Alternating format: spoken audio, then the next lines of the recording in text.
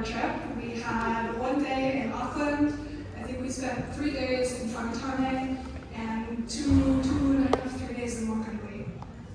And then we had some side quests in between. These are the kind of the hubs that we went to.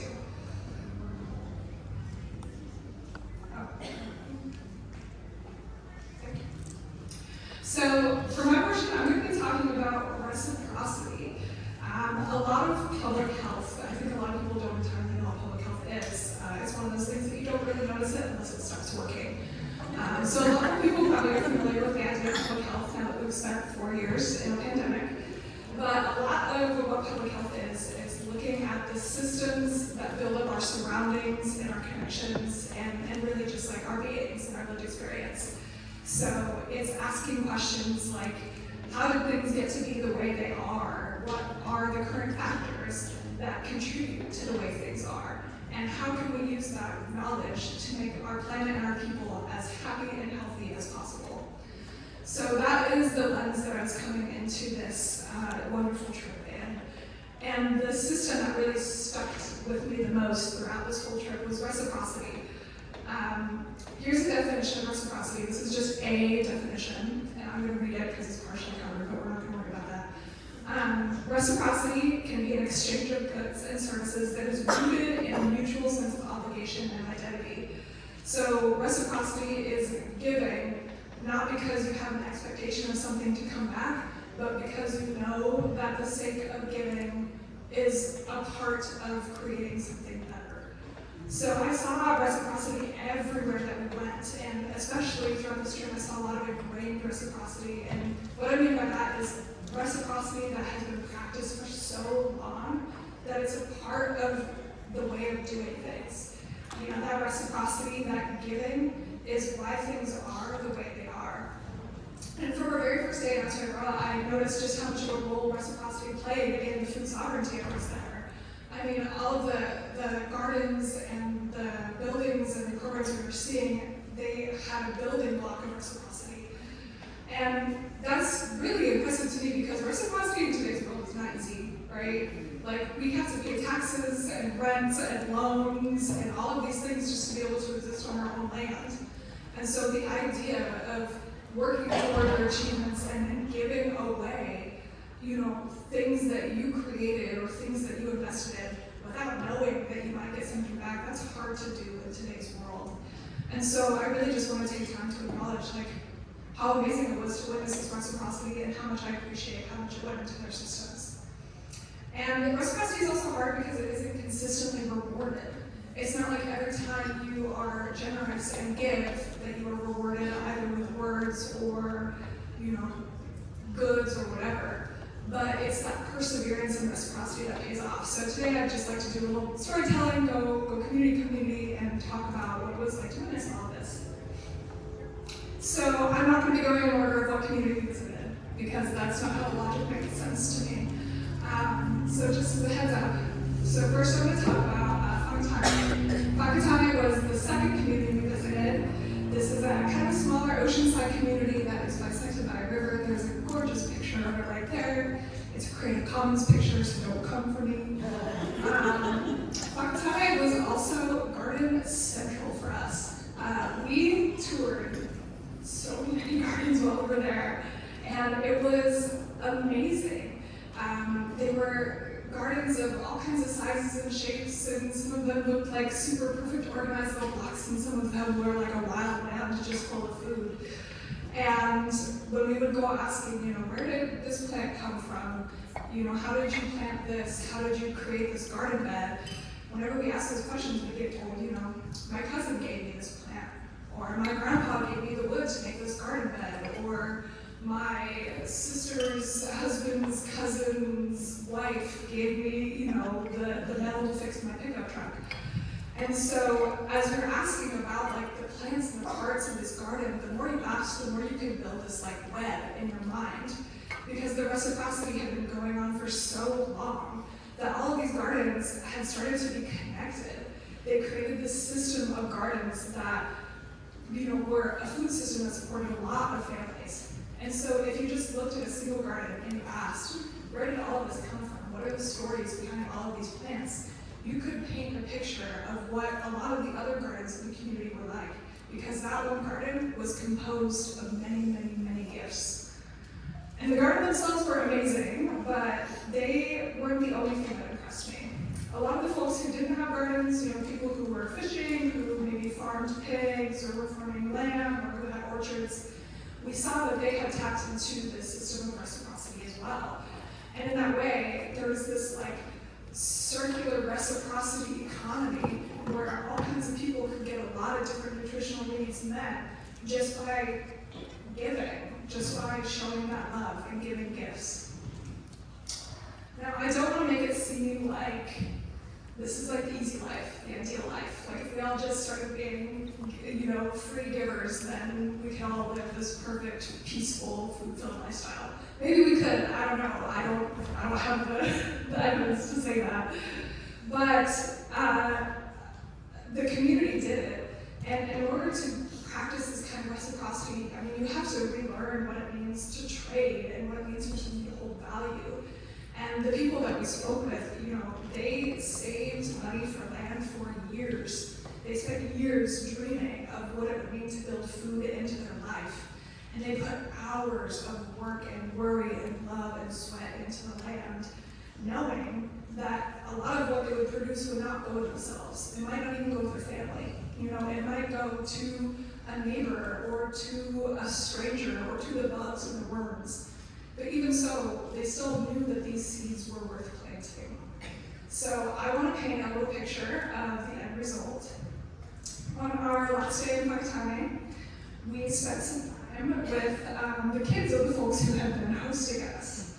And so we got a little sneak peek into what the kids saw. And what the kids saw was all kinds of people working together, even if they have different beliefs or incomes or backgrounds. They saw delicious, fresh food on their plates every single day. When they were hungry for a snack, they could go outside and pick food from their family's land. In the morning, they could wake up and play with the gourds that their grandfather had grown and dried and hollowed out for them. In the evenings, they could climb on the trees that produced sweet fruit for them. They lived a life where nearly every single piece of food they were eating was filled with love from start to end. And so that's the goal to keep in mind, to see how all this reciprocity is worth it.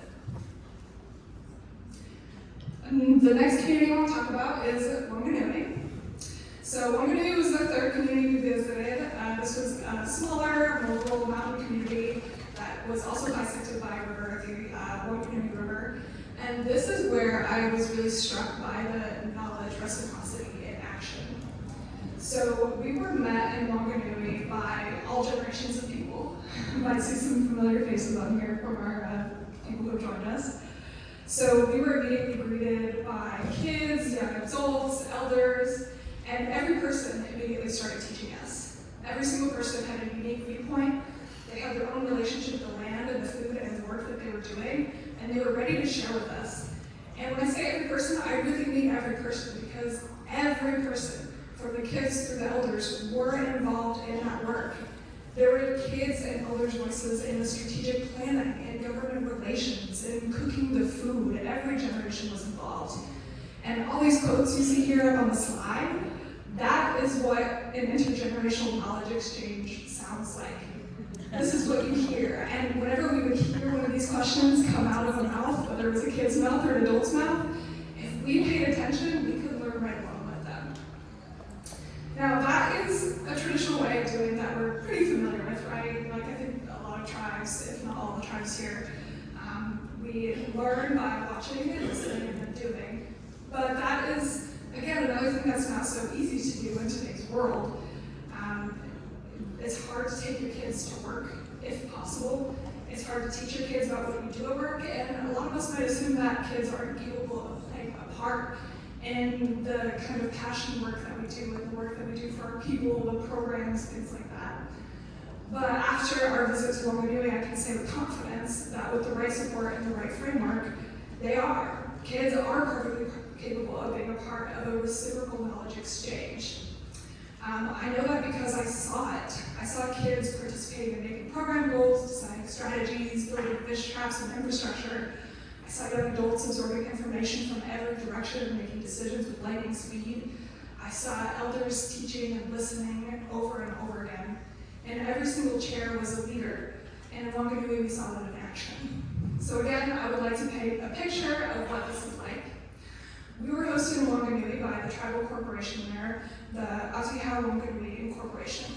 And on our very first day, they gave us a presentation on the many projects that they were working on the many, unbelievably many projects that they were working on. And through that presentation, we learned that the Wanganui River, the sacred river that this community lives on, that this community lives alongside, is a citizen.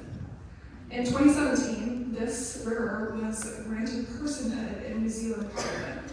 Now that is like an amazing, really cool idea that we could do a whole other presentation on, so I'm not going to go super deep into that. If it piques your interest, maybe do a little Google sleuthing, just have an afternoon of internet sleuthing for you. But I want to talk about how that decision opened up new mechanisms for responsibilities. You know, the river has rights. It's autonomous and the government has responsibilities toward it. And what that meant is the Aotearoa Wanganui Corporation had and still has a lot of decisions to make about what to do with the river, about how their relationship with the river should be. You know, how do you monitor the health of a river that is considered a person? How do you stand up for the rights of a river? And how do you help the river heal from all the harms of colonization? These questions that I'm asking, I know that they're being asked because we heard them. We heard them from the kids and the adults and the elders. And they told us all about these questions and these concerns in their own unique way.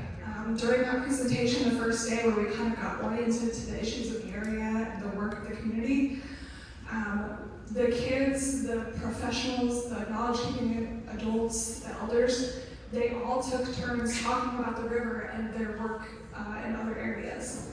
When we visited the marae, the kids were the ones who welcomed us onto the land, and then the adults were the ones who shared the knowledge with us. And when we spent an evening building a garden, the adult knowledge keepers were the ones who gave us instructions, but it was the kids who would pick up when we were confused and come show us what to do. So this is a picture of what a strong reciprocal knowledge system can look like. And finally, I want to talk about South Auckland. Now, South Auckland was the first place that we visited on this trip. We went to the South Auckland Marae, the Papatūānuku Kokiri Marae. And for folks who are not familiar, a marae is a word for like a meeting ground, kind of similar to like a tribal house, I would say. You know, a place where people come together and practice ceremony. And so a little bit about Auckland. Auckland has 1.67 million people. And South Auckland is the lower income portion of the city that kind of gets looked down on. It's mostly non-white. About 20% of the area is Maori, about 40% is other Pacifica. So my point is this first marae that we visited, it serves a lot of people. And it serves a lot of people with really unique needs because these are urban Indigenous people. These are people who might not have access to the land to be able to produce their own food. They might not have access to clean waterways. They're dealing with, you know, unbelievable rent and not great public transport, all the things that, you know, us urban Indigenous people here frequently deal with. And before we went to the marae, Charlotte and Susan had been. They had gone in like, what, 2016? 2019? Right before COVID. So not recently. And so we had a little kind of like heads up of what the marae would be like. They said that the last time they had been there, the marae was working on getting some gardens started, and they were in the process of building a classroom, you know, slow and steady progress. And we show up, and there's greenhouses and refrigerator trucks and like massive transportation trucks and classrooms and all kinds of like bathrooms and a cafe, all in this marae that didn't have any of that 4 or 5 years ago. And so this is the first place that got reciprocity, this I would describe as obsession with reciprocity rolling in my mind, because this is what reciprocity looks like on a mass scale. So our host, Lionel, he showed us around. He told us the stories behind the plants and the tools and the equipment we were seeing. And it was quite similar to these other experiences. A lot of it came from gifts from many, many people. So we talked about the compost, and they said that the compost, a lot of it is made out of school lunches, leftover school lunches from the community. They had managed to get their hands on fish byproduct from companies, and they used some of that fish, like the good fish meat, like apparently the companies throw away the cheeks of the fish, right? Yeah, that's the best part. Yeah, so they would disperse a lot of that meat to the people. I know, it's like, that's not right. But yeah, they would disperse the usable meat to the people, and then the parts that were harder to get out to the people, they used that to create fertilizer for the garden. The garden beds, a lot of them were made out of pallets or by scrap wood that they had either scavenged or that had been donated. There was a business that gifted, I think it was a refrigerator container, and a cousin gifted a truck. And there were lots and lots and lots of people who donated time and knowledge and manpower because, you know, it takes a lot of physical work to create massive gardens. And all these gifts were used to produce healthy traditional foods that fed hundreds of people throughout the COVID-19 pandemic. As we were talking to Lionel, it was really clear that people were inspired by the giving of this marae. People who weren't involved at the beginning of, when this marae was getting started, they witnessed how the marae used these gifts to help their people, and it made them want to be a part of it. It made them want to give back. And it just grew this system of reciprocity to be even bigger and bigger. So here are some photos from the website. Like I said, the professors talked about how much this had changed since they had last been here in 2019. And, I think COVID pushed a lot of processes along, right? Because during times of trouble, especially like such extended times of trouble, we have a need for connection. We have increased visibility on a lot of efforts like this, and I think we also have a tendency to turn toward food and toward the land, to turn toward these sources of strength and comfort. And so maybe the progress at this marae was pushed along by COVID and by the needs that were created by COVID. But I like to think that this process was inevitable, because love is a verb. Who here has heard that before? Love is a verb, right? So love is not just what you feel or what you think about someone. It's your actions. It's your behavior. It is the way you think about them, the thoughts you feed about these people or about the land or about whatever it is that you are loving. Love is a verb. And when you give love in a healthy, respectful way, it comes back to you. It comes back to you in the good feelings that you get from helping people. It comes back to you in watching people thrive. And eventually it comes back to you in the form of love from others. So, to me, love is like a snowball. And the marae and the progress we saw at the marae, these maraes are center points for all of this love for each other, and the love for the land, and the love for the ancestors. So that's my portion.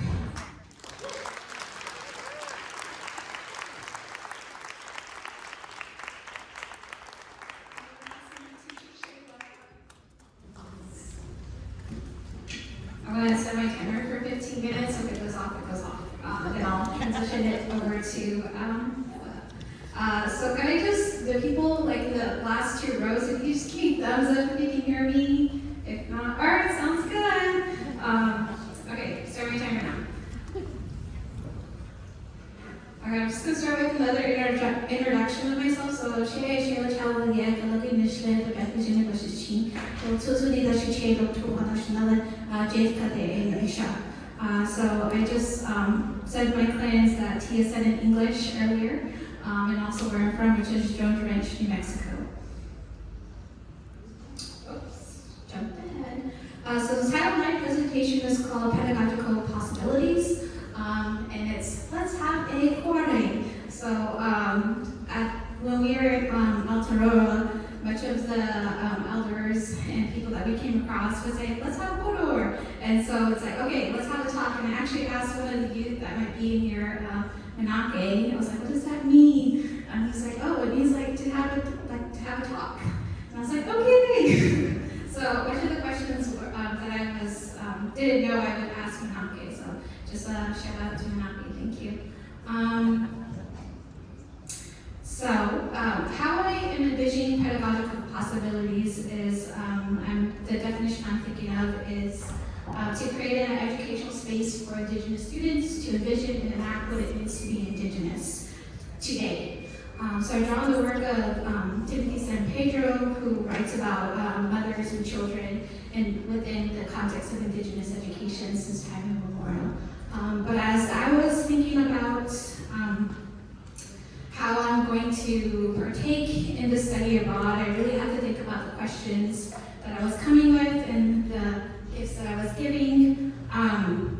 But essentially what I wanted to know and see from Aotearoa was what are their cultural literacies, what does language look like for them, what does it mean to have at the table learning, and then Maori, water, and land-based education. And so I just wanted to start off with the teaching that actually Seagrass has done, which is Lent as teachers. I really engage in a lot of the sensory learning. So as pictured here is a kawa. This is found everywhere on the island. It's a heart-shaped leaf. I first touched it, smelt it, and it's really hard to describe how everything smells. I can't put it into words, but I will tell you how it tastes. It has a peppery taste, and then it also has a numbing effect that lasts about 10 minutes.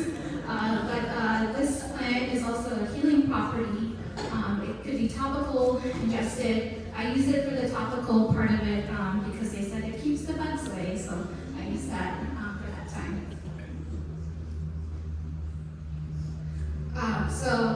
Just kind of riffing off what Maleah was talking about with acts of reciprocity. Again, I had to think about how I was going to come to this place that I've never been to before.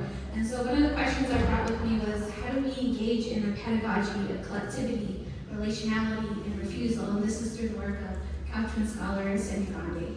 But I wanted to add to her question by saying, how do we engage in the pedagogy of reciprocity? And so as we know with Western education, it's very transactional. So teachers get paid to teach students, and students don't get paid, but they're there to learn. So how do we then shift that language from transactional to reciprocal? So I really dug deep into my cultural literacies. I'm Diné. I'm a rug weaver.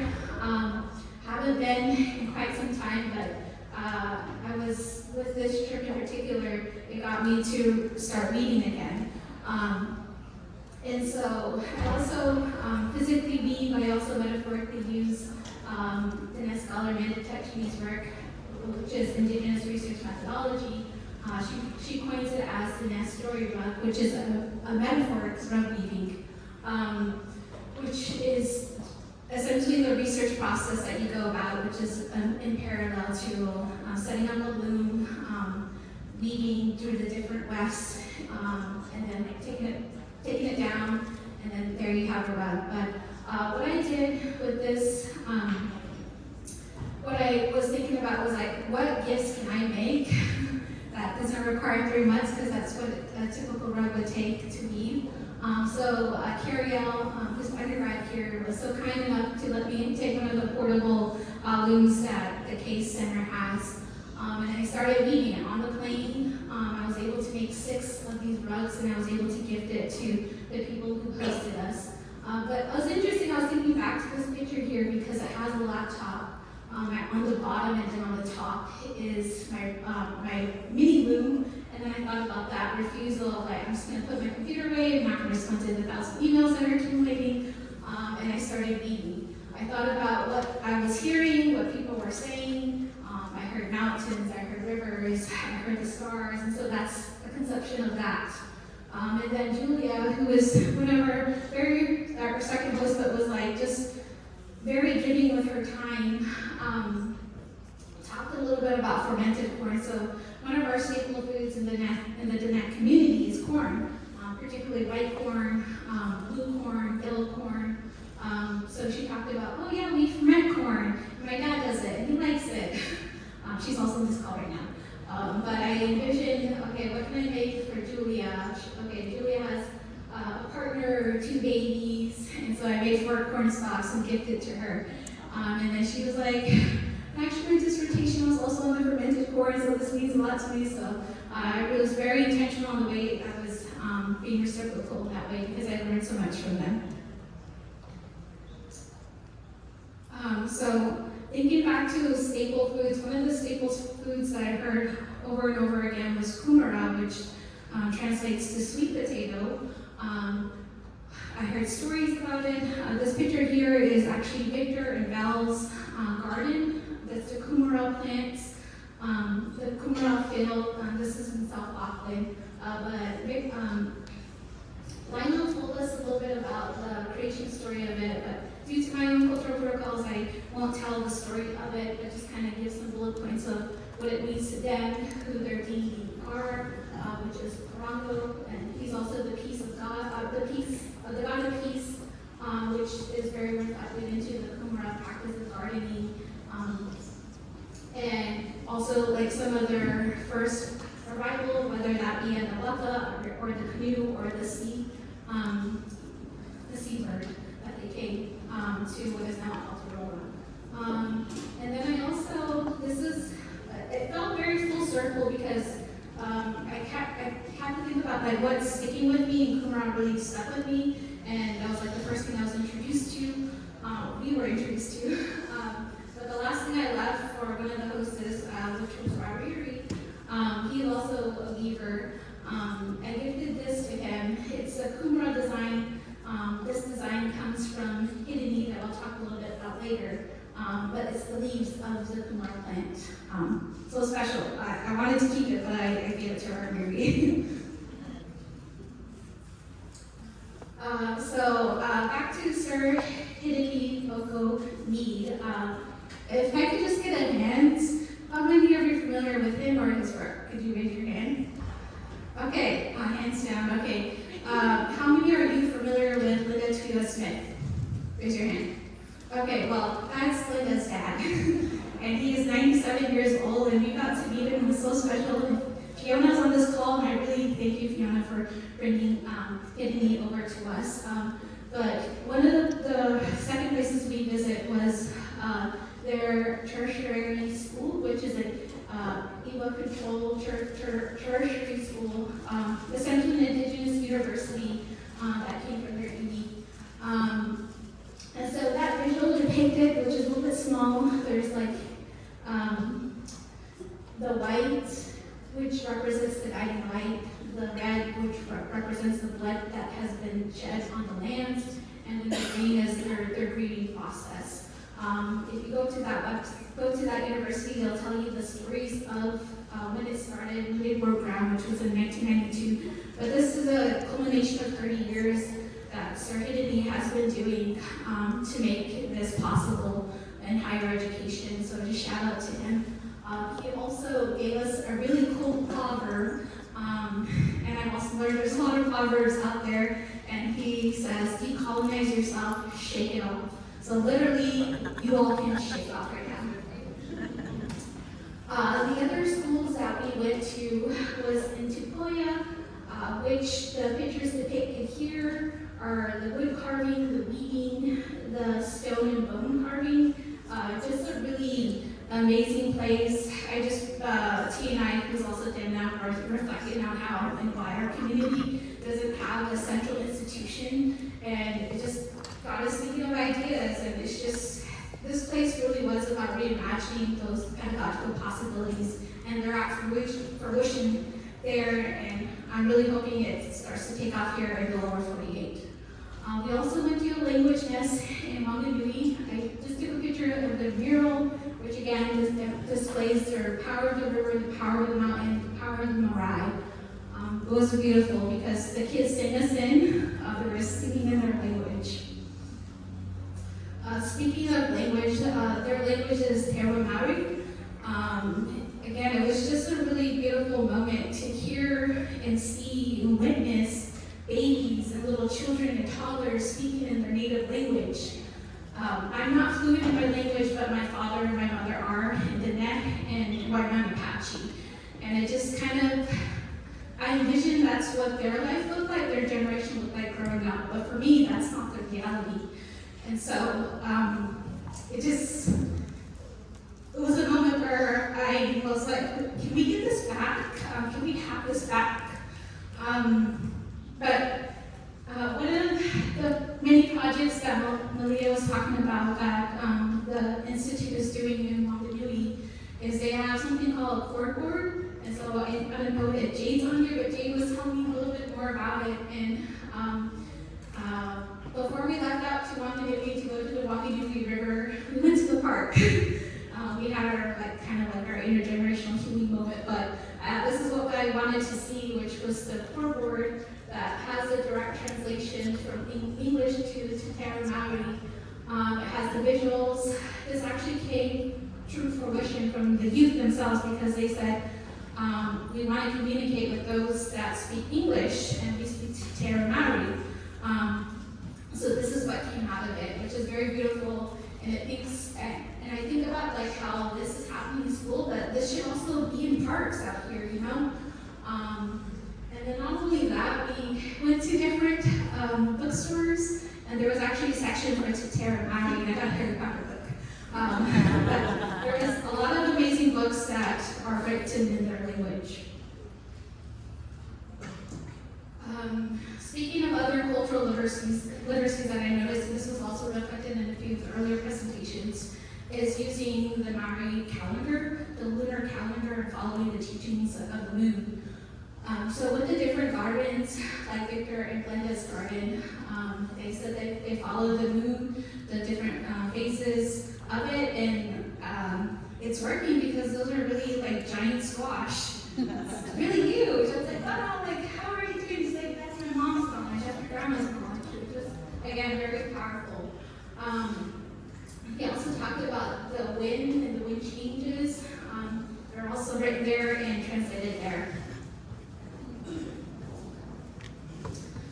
So something that we got to engage in was raised bed gardening, which was very cool because we got our hands dirty. We helped contribute to this and engage with the youth as well, who are probably also on this call.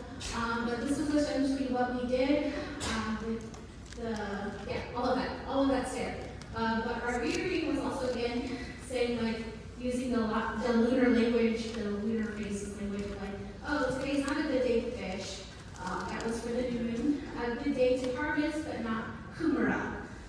And then it is a good day to eat, I would say, for everything. So I'm glad that you all ate because this was the food that I got to eat, and these folks also ate, which was 10 out of 10 presentation, taste, everything. But I wanted to touch on the point that was left, again, another proverb from Sunny, who talked about what this current generation is going through, which is, he said, pass the food in the back and then eat, which he was referencing fast food. And he said, what we need to do is we need to reconnect the youth with Kai around the table again. And so this was reminded very much of what Valerie was talking about with the old growth table. And then introduce, I'm thinking now the remaining slides are more of these bigger nuanced systems that could happen within a pedagogical possibility. So there's the Maori-based education, which I'm not going to talk about it because there's a lot on here, I'll let you read. But essentially what I really appreciated from this was the frameworks that are built to further support Maori systems and frameworks for growing higher food. Actually, no, it's okay, I have one more minute. And then with the Wanganui river-based learning, we got to step foot into the sacred river, the river that has personhood. We also had some teachings for the students, Iglis and Manake, who taught us a little bit about their traditional practices of fishing for the white bait fish. And it's depicted there. I tried my best to make it because I didn't have a visual of it. And what I wanted to leave off for my presentation was learning with and from the land, which in their translation, also translates to the placenta. And if you know what a placenta looks like, it very much represents like the land and the tree. But what Monte had said was, if you look after the Kai, you are looking out for the environment, which I 100% agree and will leave off.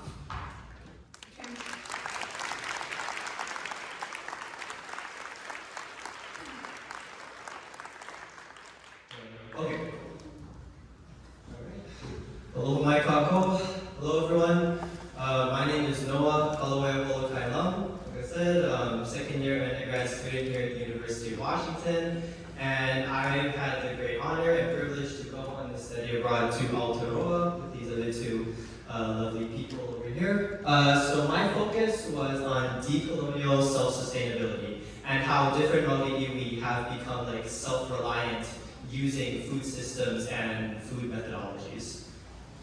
So I'm going to be super honest, this was my first time studying abroad, so I sort of came in really not knowing what to expect all the way, so I decided to come in with some questions. Some questions that I had for the different Maoli in the different communities that we were visiting. So first one is, how is food sovereignty linked to decolonial efforts among Maoli communities? Like how are food and decolonization intrinsically linked? In what ways have urban Maoli communities developed a self-sustainability? Because I understand that similar to other urban Indigenous communities, in the sense of like, a lot of us live in the inner cities, or people like myself, me being Kānaka Maoli, Native Hawaiian, many Native Hawaiians live outside of Hawaii. We live in what we sometimes call the mainland or the continental United States.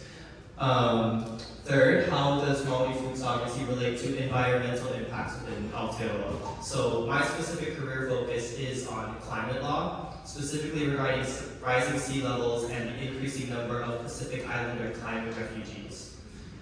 And last but not least, how have food sovereignty and practices united Maoli across generational lines? Like how have their elders and their youth, how have they come together through a shared struggle or shared solutions regarding food? Okay, so first is Papatuanuku Kokiri Marae, which is the marae that we visited in South Auckland. And my main takeaway from that, from my visit, was Maori and Pacifica food disparities in South Auckland and the sort of struggles that they face and how they combat that using Lionel's marae. So we're using this lovely visual model that I have with some of these photos. As mentioned by both Maleah and Shayla, South Auckland, for quite a while now, has had a large urban Maori community and a greater Pacific Islander community. In fact, Lionel said it best himself when he said, "There are more Samoans in South Auckland than Samoa, more Tongans than Tonga, more Niueans than Niue. Unfortunately, there is also more fast food, there is more alcohol, there is more drugs, there are more of these negative things that impact the greater Pacifica community." And Lionel sort of saw these like intrinsic struggles and was wondering, how do I fix that? So that's when he started this communal garden within this marae that serves the pan-Pacific community within South Auckland. And specifically, he gives back through, of course, the cultivation of both native and introduced plants. And as aforementioned, the reuse of different food products or different things that would previously just get thrown away or gone to waste now has a new purpose, within his community. But one thing that really stood out to me is that he actually does field trips for these youth that are within the south side of Auckland. And he did mention before that many of these youth have come from struggling backgrounds or troubled, I want to put that in major quotes, troubled backgrounds. And so in a form of what I like to call reformative justice for many of these youth, he educates them on how to live better lives and how to live off the land in spite of their situations. And there's a reason why I put that sort of no to the McDonald's. It's because he used it himself. Funny enough, in our hotel that we stayed at in South Auckland for the night, we were near both a McDonald's and a KFC, if I remember correctly. And Taco, thank you. And so he was just sort of talking about how this over-reliance on fast food and how this over-reliance on fast food and mass commercialization of food damages Maori communities and other Pacific people within South Auckland. So that was my main takeaway from that. Next up is Whakatane, which through the various places we visited demonstrated examples of both policy and community engagement that have led to change and self-sustainability for Maoli. So within the photo, I have a picture of the Maori sovereignty flag, or Tino Ranga Tiratanga. I came across this flag when we were visiting a community garden, and this is a flag that is very important to the Maori people as it is a symbol of their independence and, once again, their self-reliance. And the second image was with one of our hosts in Whakatane. Her name is Julia. She was really our guide and our network to the different ways that we would see both food sovereignty and just Maori self-sustainability in its many forms. So first is both localized and native sources of food. So how industries like mass production of beef affect the environment. This why I have that cute little picture of the cow. The cow looks cute, but it actually does tremendous damage to Aotearoa's natural food systems and environment because of things like mass grazing, mass consumption of plants, and the amount of carbon emissions that are emitted from the cattle. And so conversely, a lot of the foods that we ate were instead locally grown or locally sourced. So some of this over here is again, more of the garden work. But for me, while the gardens were cool, it was the fact that many of the gardens were native plants and native things like the kumara that I thought was really interesting. That relies on native food sources rather than invasive species or introduced plants. And that delicious looking thing over there in the container, that is what is known as kina. That is a sea urchin. That is a sea urchin that me and my New Zealand crew got to try. Me and Maleah really enjoyed it. The others tried it. But it was just a really interesting and a really cool interesting experience. It was just really neat to just eat their traditional seafood as well. Again, speaking from my own identity as a Kānaka Maoli, native Hawaiian, I grew up with a lot of my own seafood practices, a lot of my own food that I really got to enjoy that I sometimes miss now that I live here in Washington. So getting to reconnect in that good way was really nice. Okay, the second one is a slight divergence from food sovereignty, but I still felt it was important to highlight. So Wǝṭa Island, or as it's known in English as Whale Island, is a prime example of a quote that it sort of is a spin on a Hawaiian quote, which in Hawaiian is keep Hawaiian lands in Hawaiian hands. I sort of view this as an example of keeping Maori lands in Maori hands. So Wǝṭa Island is in a partnership with the Ngati Awa Iwi and the New Zealand Department of Conservation. So that island is completely isolated from the rest of New Zealand society. You need to be either a member of the Department of Conservation or within the Maoli iwi that is working to restore the island. And this was done because a large number of goats were introduced to the islands from Aotearoa, or European settlers, and it led to mass desecration of native plants and animals, many of which were valuable food sources to the Maori people. But through this effort and through this collaboration between policy and Maori self-determination, the island now is slowly regrowing what is lost. And like I said on the bottom, it's a prime example of what comes from Indigenous reclamation of land. Last but not least, we have Wanganui, and similar to piggybacking off of what they were talking about, the concept of knowledge being power, that knowledge is the source of our mana, of our spirit. So Te Aotearoa, this is the name of the organization that we got to collaborate and work with within Wanganui. And their focus, as before mentioned, is mostly on like statistics and services towards Maori people, and it crosses all forms. Yes, it's food, but it's also examples of systemic racism and other inherent issues that are inherent in Maori society. And I felt that it was kind of interesting that they sort of combined food justice to acts of racism and how decolonization is intrinsically linked to food. Like when we can gain autonomy over what we consume in our bodies and what we are allowed to use to fuel ourselves, that is one of the ways that leads to our liberation. And so I just kind of found that interesting. And of course, the emphasis on uplifting youth, the future generations of leaders within the Maori youth. So again, piggybacking off of that, preparing the next generation. This was, I believe, a highlight for all of us. Just really, at the end of the day, just something as simple as just gardening with the community was just really powerful and a really, enhancing experience within the trip. Not only was it just interesting to see, our hosts and stuff, how they go about gardening, how they view gardening as a traditional practice, but just sort of like the little moments, just getting to talk story with these youth and just how knowledgeable they are in their food systems and the confidence they have in their ability and their future as Maori people. And that was really strong.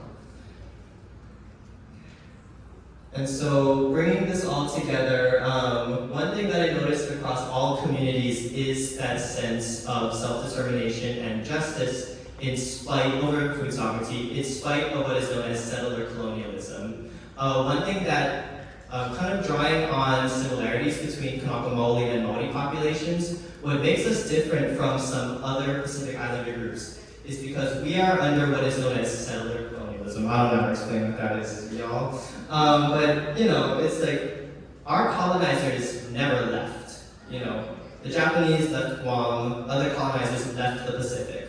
We still have our colonizers in our land, and they affect how we can go about our sense of sovereignty.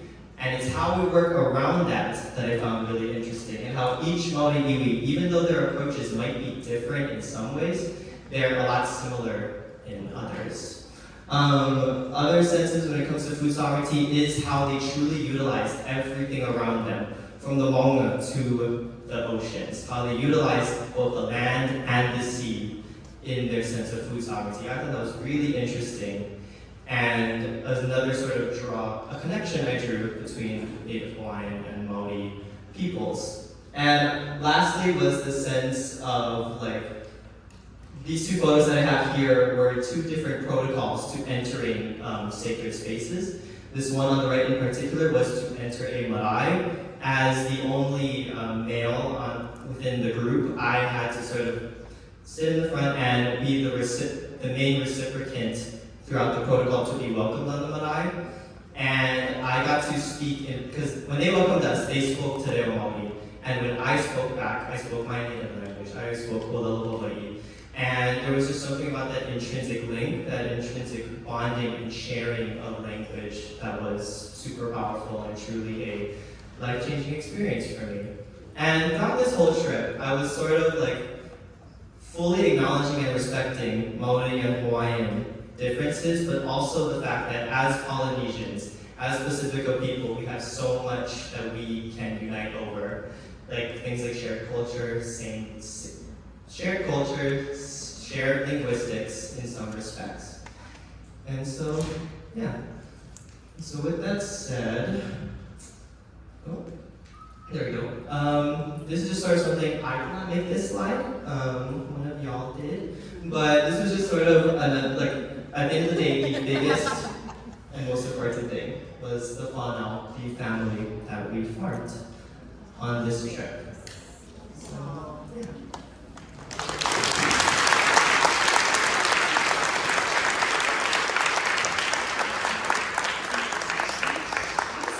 Thank you all. Yes, I've had such a great time with all. They call me their auntie on their trip, so it was fun to be their auntie. So does anybody have any questions for our nephew or nieces? Thank you all for your really great presentation. Exciting and heartfelt. It really touches the heart. And I studied the haka as part of my dance degree, which is really ties together the language nest and the cultural teachings. And one of the things that the Maori people started the language nest many years ago, maybe 2025, with language immersion, and it's sort of grown this way and has affected our language. So I want to acknowledge the piece about sharing language is really powerful, because our native and indigenous ways of thinking and knowing are contained in the language is always a blessing. So thank you for that. And my question, I came in, I think you were wearing an all black shirt. How was the haka? Did you all did you dance? That's my question. Did you dance? We did not dance, but we did get to go to one of the regional competitions. I forget what it's called. Do you remember it's not just the haka, but they had all kinds of, there was like 4 different categories of like singing and song-based storytelling and dancing. And it was amazing. And it was kind of crazy to think that like this is a relatively recent like formation of that tradition, because as soon as everybody started singing and dancing, we were like, we've walked on. It's so gorgeous. This can't be real life, right? And like the voices and everyone who was dancing, you know, just, it was so impressive. I was like, they have to have like really intense triads or something. Nobody can get this perfect.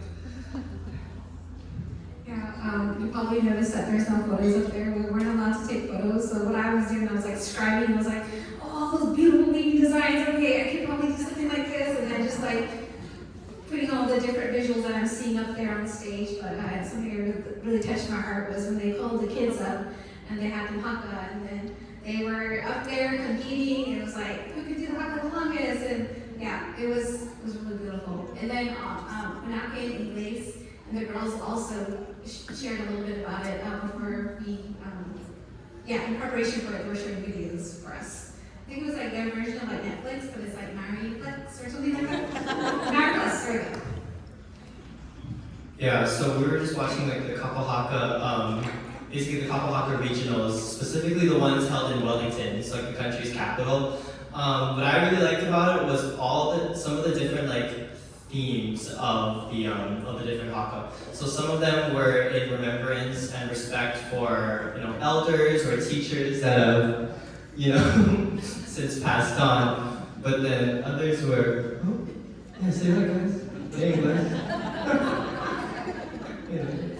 But then a lot of other ones were focused on sort of like issues of the time. So right now there is a huge conservative sweep through the Aotearoa, the New Zealand Parliament. And so a lot of haka were about honoring Te Te Tio Waitangi, the Treaty of Waitangi back in 1840. So a lot of them had them ripping the British flag and like flying the sovereignty flag, really powerful stuff with a lot of mana. So I really enjoyed that. Awesome. Does anybody else have a question for our students?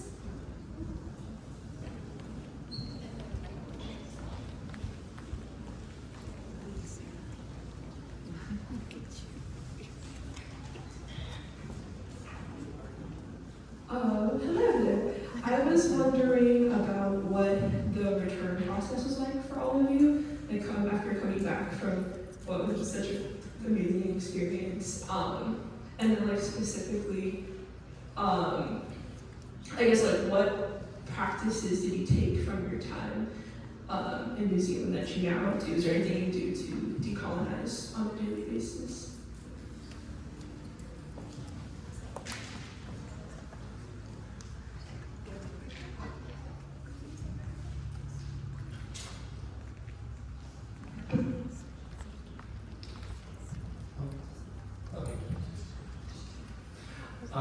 So I think my biggest takeaway was that prior to this trip, I sort of was aware of how food is linked to food sovereignty for Indigenous peoples.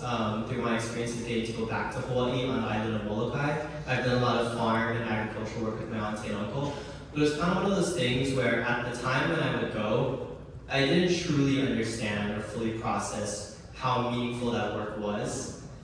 And then when I went on this trip, I was sort of reintroduced to like what it means to that sovereignty can come in many ways, and even those of us who maybe do not live near our homelands anymore, like I live a 5-hour flight away from my homeland, but how little things like gardening and traditional, reconnecting to traditional ways and other things like that, sort of defining your community, how that can be very rewarding and uplifting. So,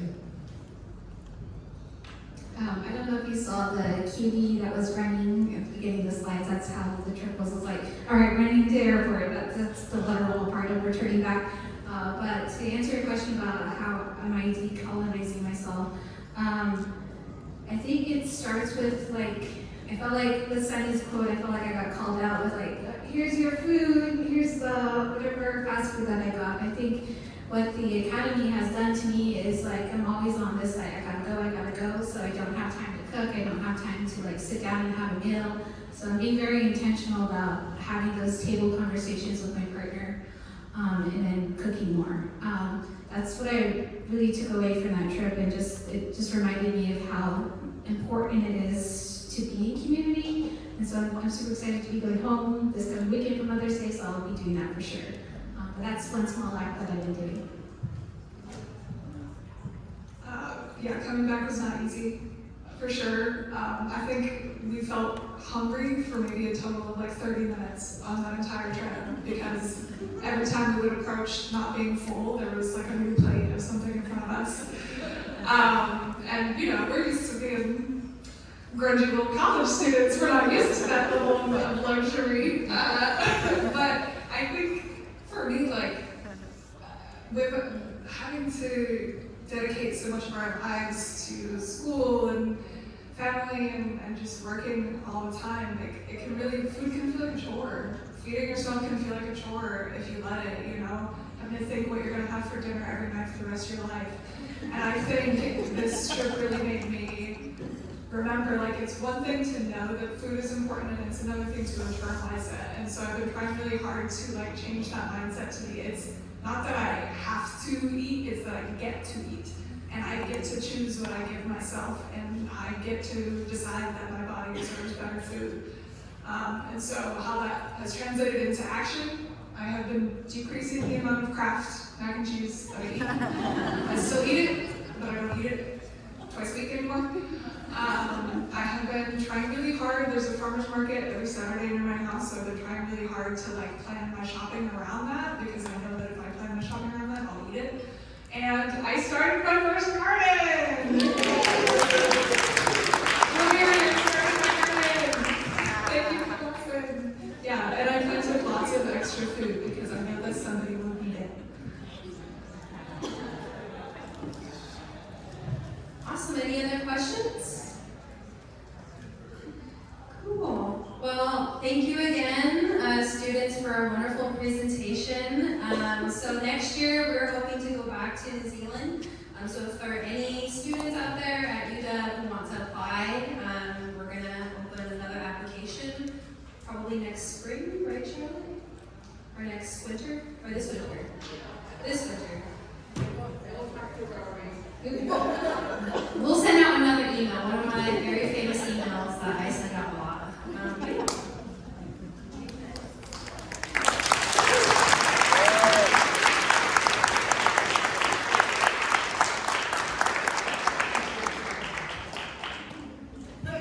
I wish you were all here with us. It is so wonderful to see you in that Zoom space, because you're all, as we mentioned earlier, you're all our relatives. We miss you. And somebody's doing a little bit of dancing over there. Hey.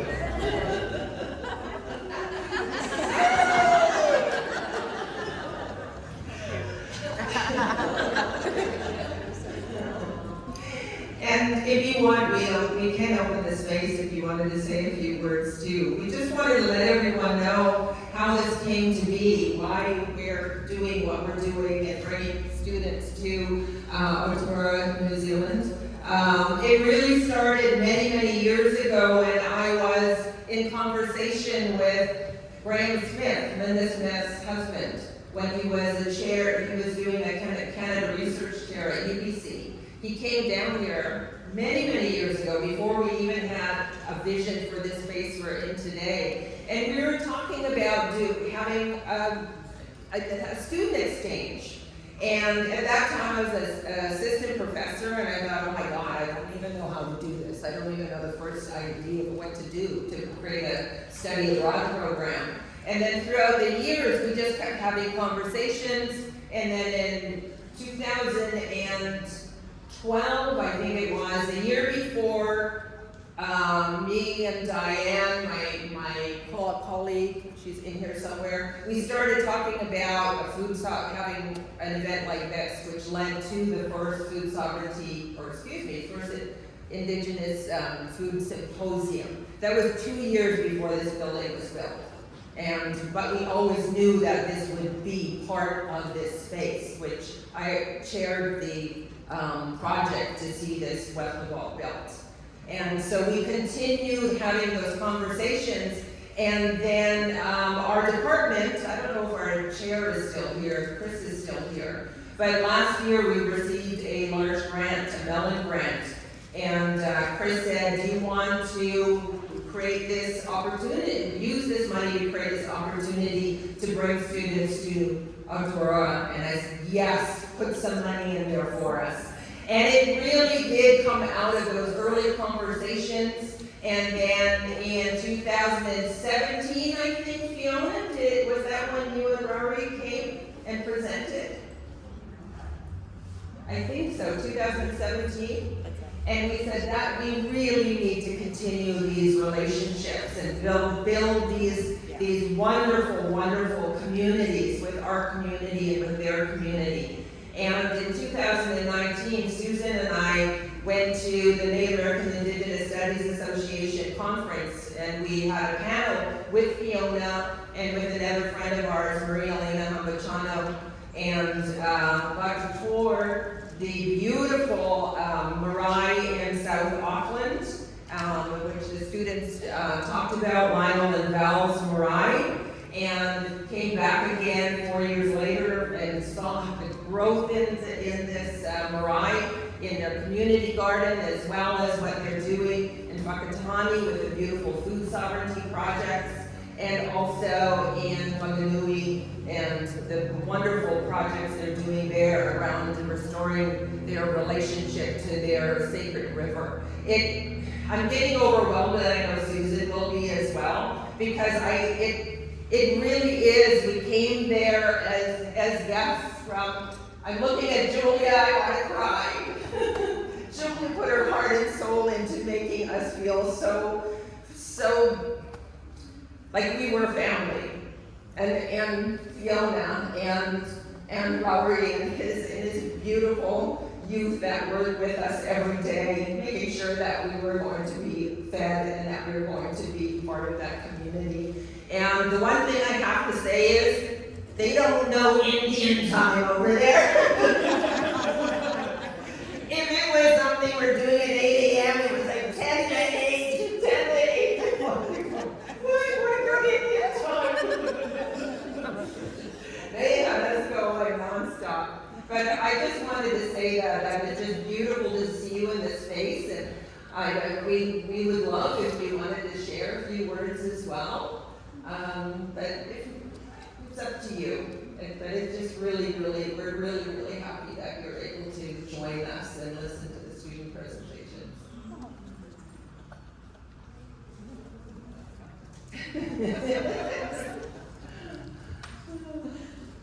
Come on, Fiona.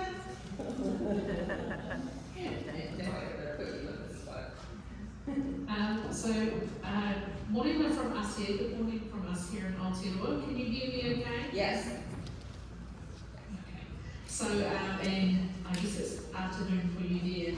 So, on behalf of us all here in Aotearoa, we would like to say thank you for coming to visit us and bringing some wonderful students with a vast and varied background that actually helped to inform us as well and things we could be doing better here in Aotearoa to help serve our people to the best of our abilities. I want to acknowledge both you's Medical Living Brief, but also everyone involved from the past as well, Charlotte, as well, right up to when you guys came and also going forward, both also to Julia and Maoli and all the teams that surrounded them to make your visit really enlightening for all of us. It was fantastic, and establishing our relationship that is meaningful to all of us is important. It is not just a trip. It was actually a sharing of our experiences and our knowledge and seeing how we can create better opportunities for all of our people in the worlds that we live in. So I wanted to acknowledge you all. Thank you all, and I hope you have a great symposium over the next day and a bit. And really looking forward to the next time we can come back and visit as well. So thank you. Thank you, Kim.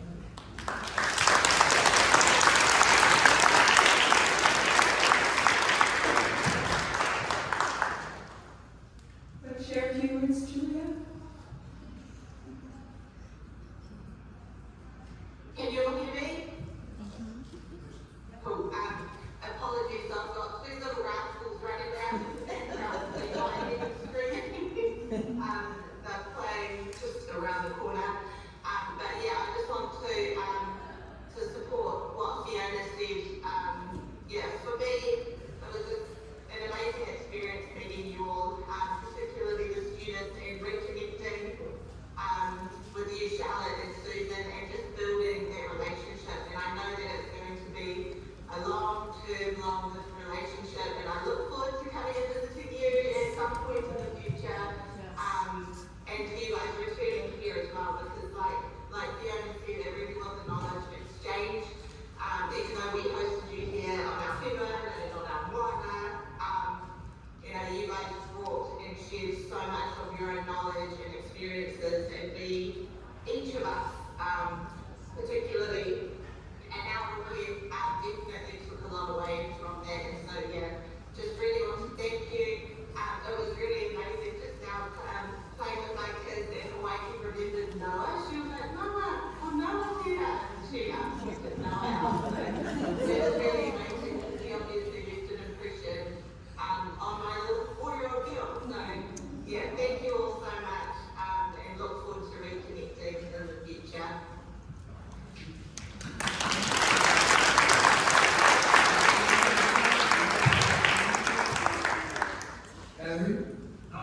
Okay. Hey, yeah, just a big thank you to all of you that made it down to Whanganui. Julia, you got 2 rascals, I've got 20 rascals here today. And we're just about to take them all yearly. So it's going to be a bit of fun and dig for some worms and then get them in to do some streaming and then down to the river tonight because we're yearly at night. But yeah, good to see everybody. On the screen, not only you guys up in Mokotane, but he's over there in Seattle. We've got Manaki here. Hello. I know you guys have spent a bit of time with him. Well, he's undercover. I don't know why he's wearing his hoodie. It must be cold here, right? And we've got down that's joining us after sport today, and we'll be all heading off. But we send out love to all of you fellas. Tia, Susan, Charlotte, Noah, Shayla, and Maleah, mihi aroha kia wǝtë katoa.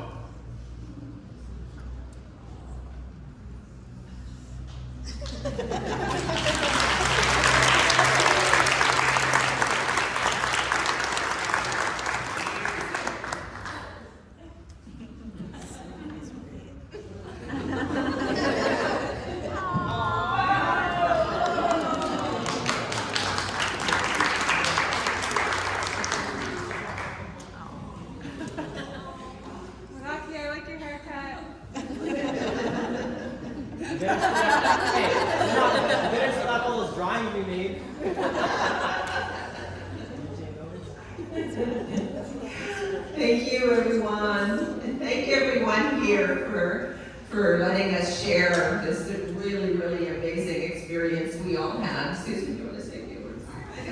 I can't really speak. I got a big old lump in my throat. I left a piece of me there. It'll always be there because the more warmth of the Maori people is just unmatched anywhere. And just the similarities that we could see between our Indigenous peoples globally is just so impactful for us, right? Everywhere we go is to see the similarities, and then it's very inspiring, and these young people are very inspiring. We love divinity there. When I stepped into that river, the tears just flowed.